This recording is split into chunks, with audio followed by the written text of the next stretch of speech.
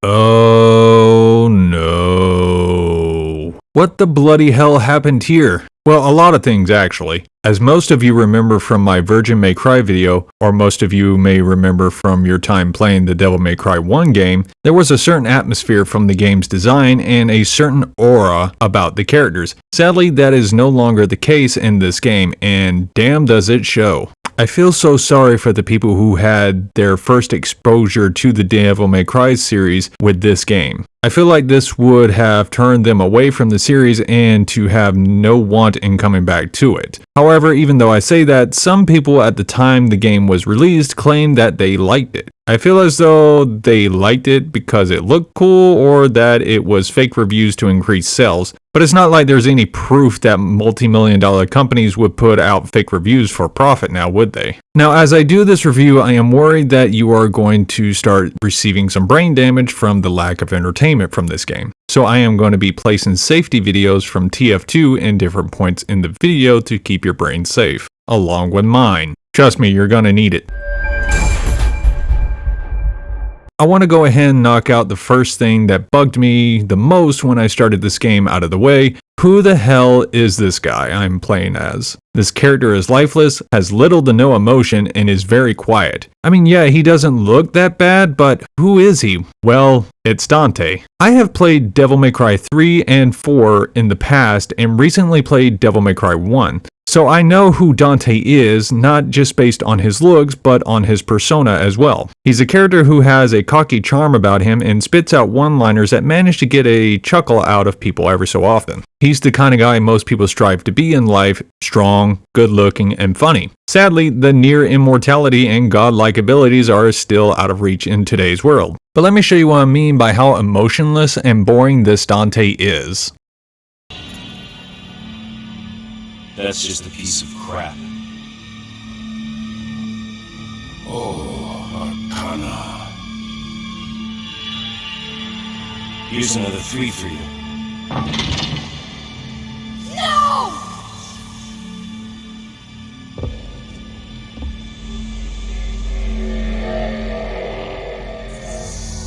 Crap like that doesn't interest me. But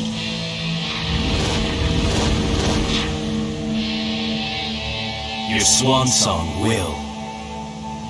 Oh, that hurt so much to see. I need to play a TF2 safety video.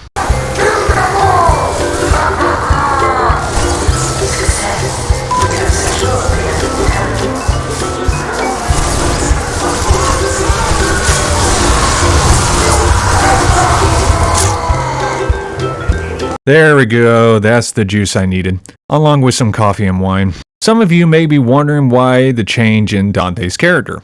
Well, in order to talk about that, we need to talk about the order that the games are, chronologically that is. This is the order that the game's story takes place. Devil May Cry 3, Devil May Cry 1, Devil May Cry 2, Devil May Cry 4, and finally, Devil May Cry 5. And now for the history lecture for those who don't know anything about Devil May Cry 3 or Devil May Cry 1. The story starts with Devil May Cry 3, which is the one I first played and loved so much, where you play as teenage Dante and he is absolutely full of energy and charisma, and blades as well. He comes across his brother, fights him, defeats him, and loses him. So we jump to DMC 1, where he is not as charismatic from the loss of his brother, but is doing okay. He goes to the castle, ends up fighting his brother again, believing he has killed him this time, and now feels even worse than before, thus leading him to become more silent and standoffish than he was in the past. Luckily, he does start to get his charisma back in the start of Devil May Cry 4 when he meets Nero. Looking at this whole thing in this perspective does make a lot of sense. He did start his demon hunting business in order to try to hunt down information about his family in order to reunite with what family he had left. That being his twin brother Virgil. And after having to face him and pretty much kill him, he fell into a very deep depressive state. However, Devil May Cry 3 and 4 weren't even considered a concept at the time this game was made. Hell, Devil May Cry 2 was being made before Devil May Cry 1 was released, and the developers for Devil May Cry 2 didn't even have feedback on what people liked and hated about DMC 1. They were actually even considering replacing Dante with another character. Oh, bloody hell, I have to talk about this game's development process. Those poor, inexperienced developers didn't deserve to go through what they went through when making this game.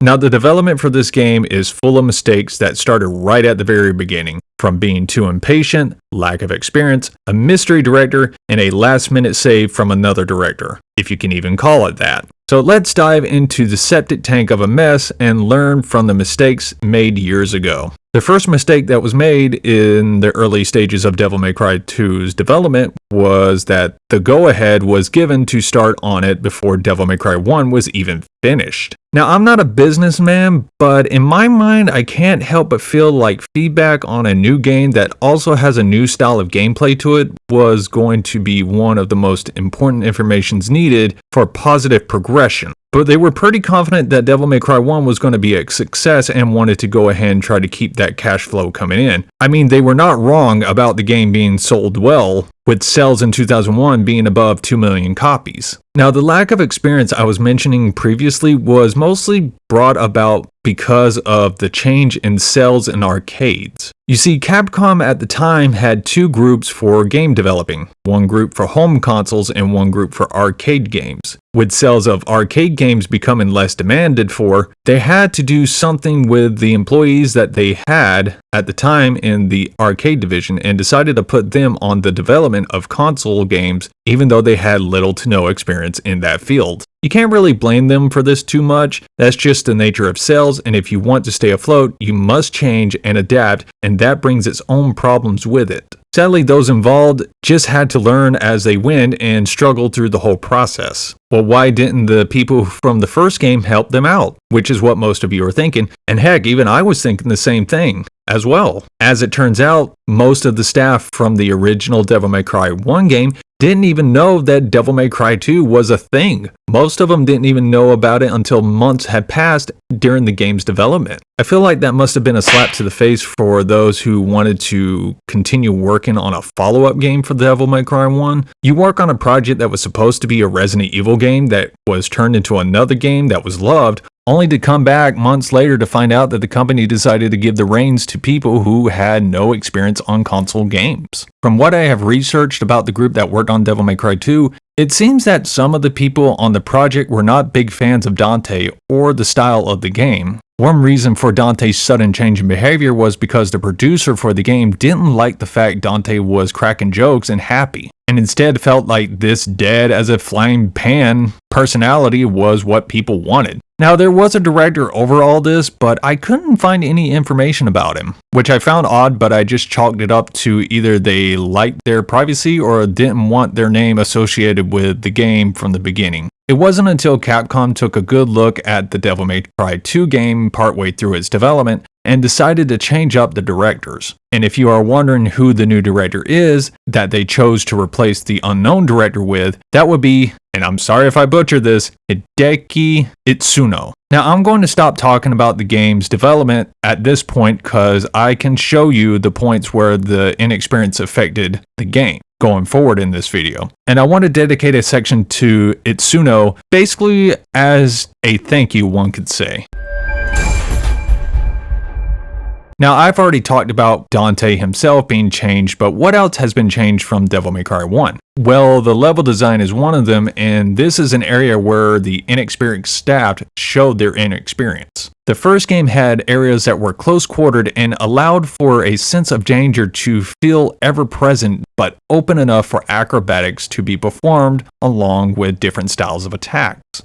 Sadly, Devil May Cry 2 has these big open areas that didn't really do much for the gameplay, and in the end, I always felt safe, especially after they upped the power of the guns. You never really feel like you are in danger. Yes, I will talk about the problem with the guns in a moment, just be patient. Now, don't get me wrong, some of the areas do look okay, but I don't really have any levels that come to mind when I think about Devil May Cry 2. I have yet to hear a single person say, oh yeah, I liked that one level in Devil May Cry 2, it was very exciting and looked good. I at least was hoping the levels for the boss fights would be better and would force you to use the area around you for fancy evasive footwork and or aerial maneuvers, but as you can see here,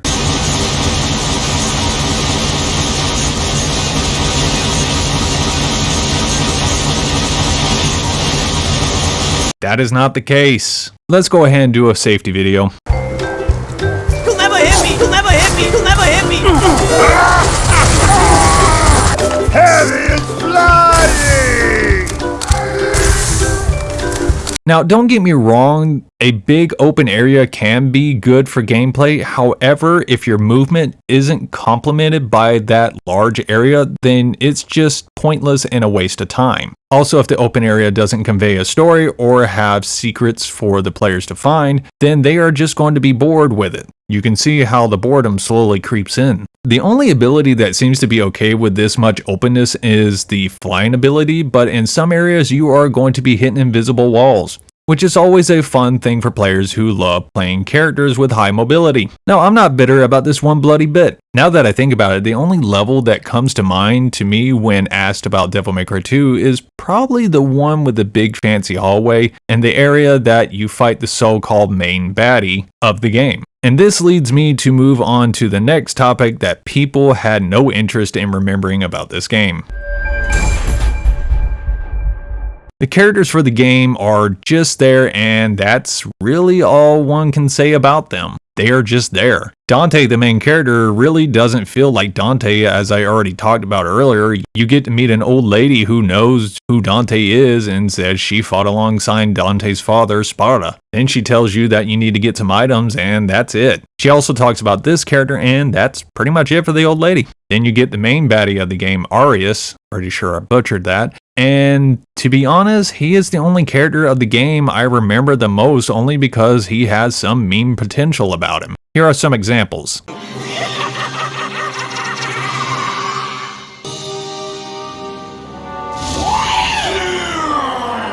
I didn't say they were good memes, but the memes nonetheless. And then you get this character, Lucia, and she feels so empty to me as a character. She may be able to fight against these demons on her own, but I get this damsel in distress vibe off of her whenever I see her in cutscenes or listen to her talk. They could have done so much more with this character, and they didn't. I mean, bloody hell, when the game came out, she had her own second CD for the game, and they didn't do anything with her. She has her own devil form and unique moveset, but they couldn't give her a good personality for some reason. And yes, I only played the first level of her game for gameplay footage, and I am not playing through all of her levels because I have seen the reviews that state the level excitement is the same as it is for Dante throughout her playthrough. Look, I work a full-time job and I have mouths to feed and bills to pay, so I am not going to subjugate myself to this level of boredom again. Also, I am behind on my video release schedule anyways, so this is a fair trade-off. Also, did you know that Trish is in the game? Well, she is, and unlockable by playing the game again on hard. And here's a little thing about her. She uses better controls than Dante. She uses Dante's original moveset and controls from Devil May Cry 1, and no, she does not save the game one bit. She may have been able to carry that bike, but she sure as hell wasn't able to carry this game. Holy batshit, now I gotta go talk about the controls. Hold on, I need a safety video.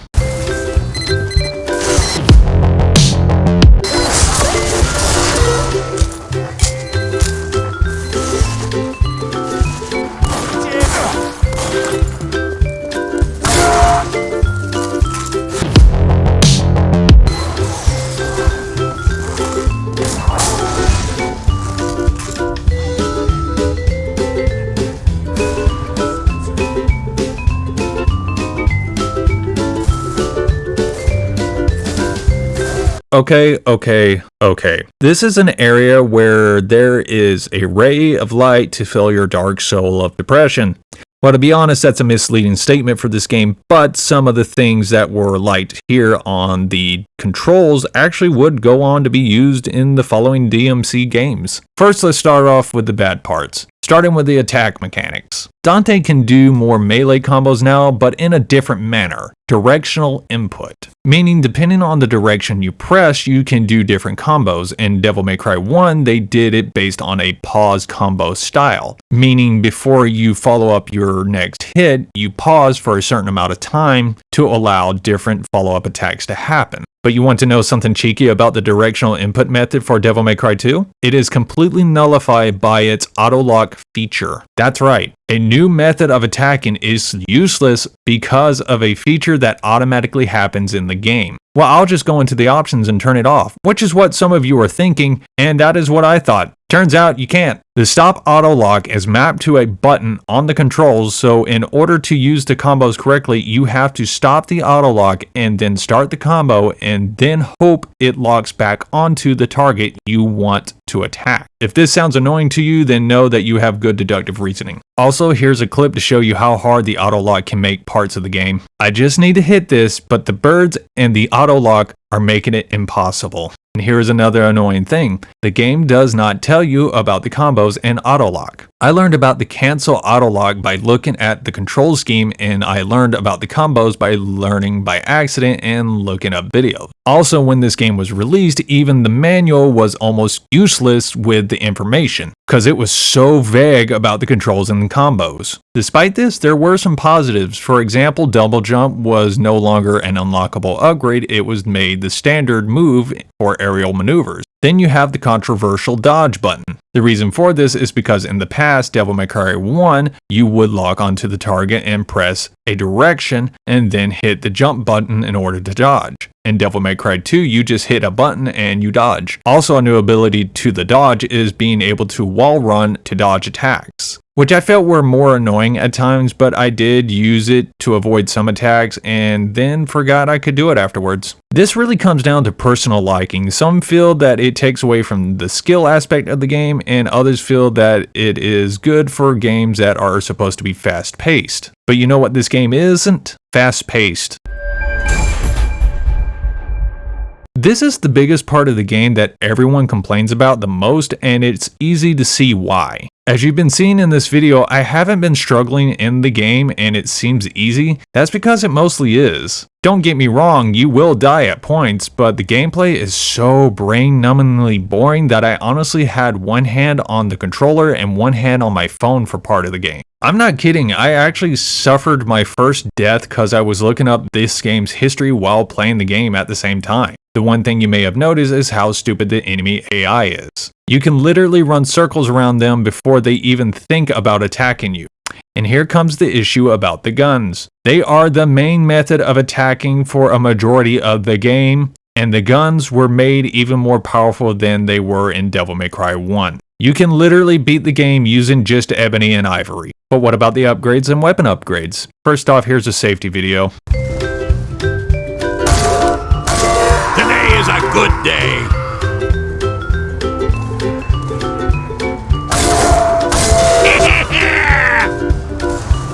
Attack!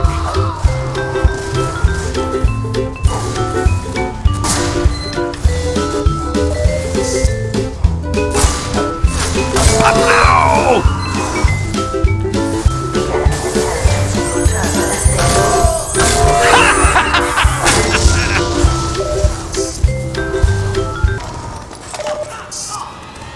Damn it! Move, move, move! Scout down! Godspeed, you magnificent bastard! Trust me, the safety videos are important for my sanity at this point. The upgrades are almost pointless. You can unlock damage upgrades for your weapons, and that's pretty much it. Also, you can just go ahead and focus on upgrading Rebellion and the pistols, because they are literally all you need. When I started this game, I came across a Reddit post about pistols being the only thing you needed for the game.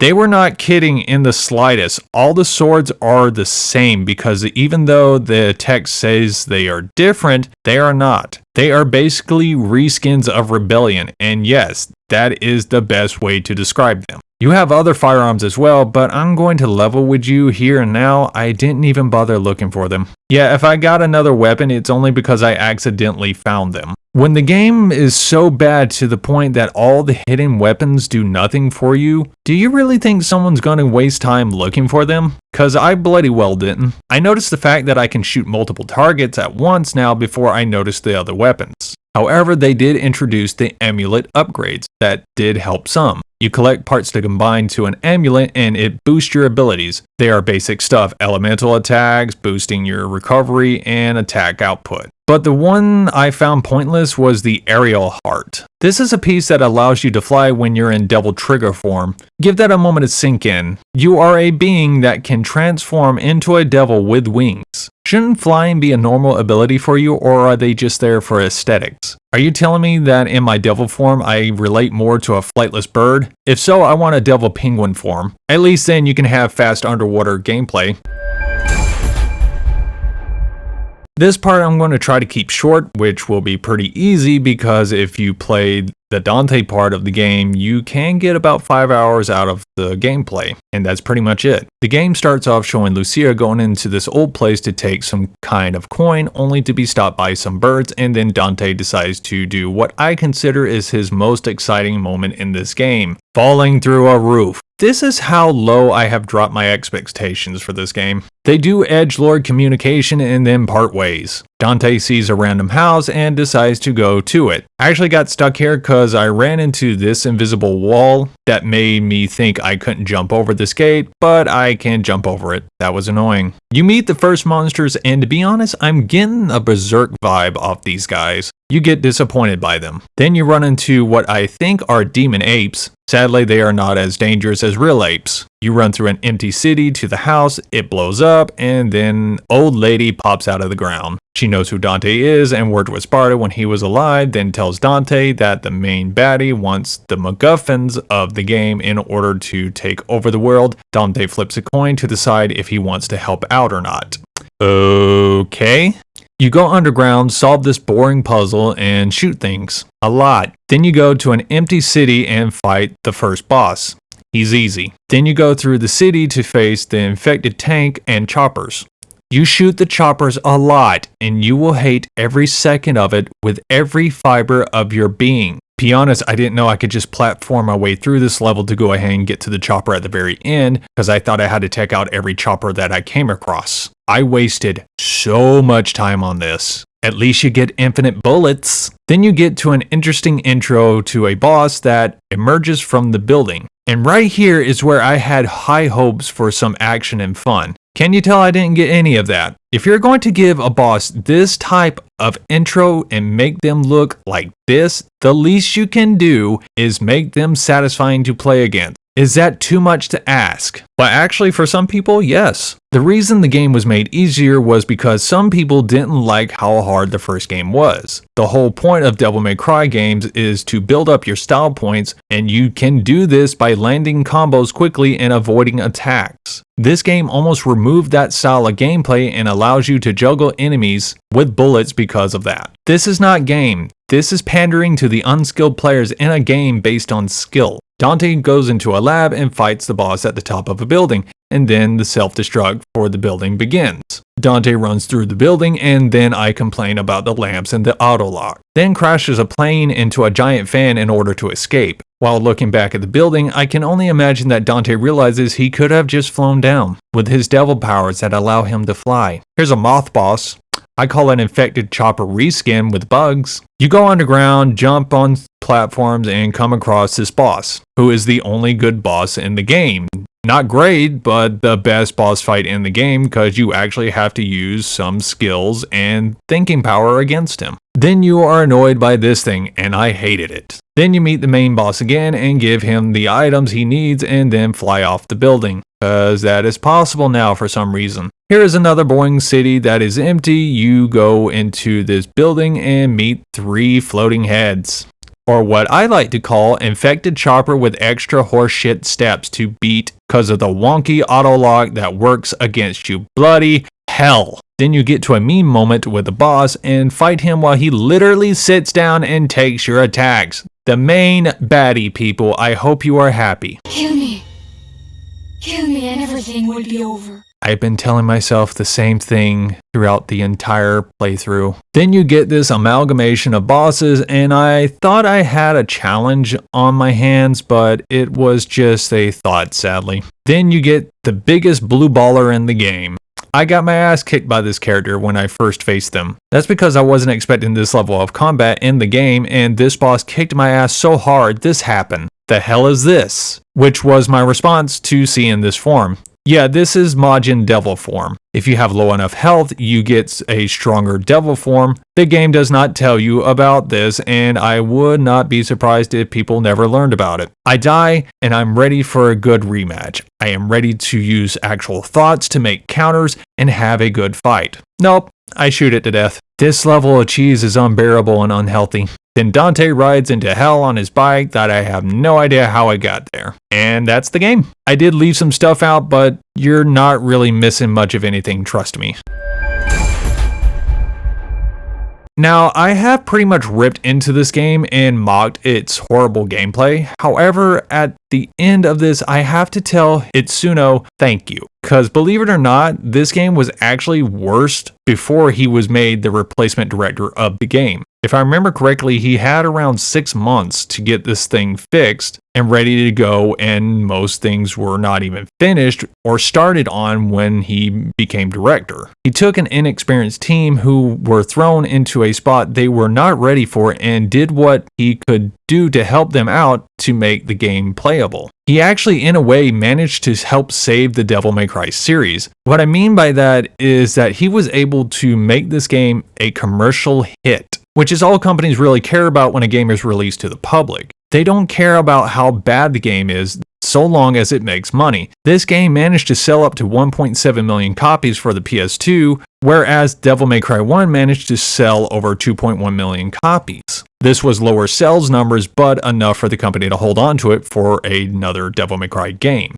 Itsuno would go on to direct Devil May Cry 3 and the following Devil May Cry games after that. The inexperienced staff that was with him on Devil May Cry 2 wanted to continue working with him so they could make a better game in the future and get more experience as well. And considering the fact that there is a Devil May Cry 5, I think they did pretty damn well at keeping the game series alive. So I would just like to say to Itsuno and to the unfortunate staff that was thrown into that mess of a development process, thank you for keeping this game series alive. I have had plenty of fun playing the other games in the series, and I am really looking forward to playing Devil May Cry 5 for the first time and doing a review on it in the future. But before Devil May Cry 5, I need to do a review on the game that hooked me into the series in the first place. No doubt you've got some fun planned for me. Right, Virgil? Thank you for watching, and have a good day.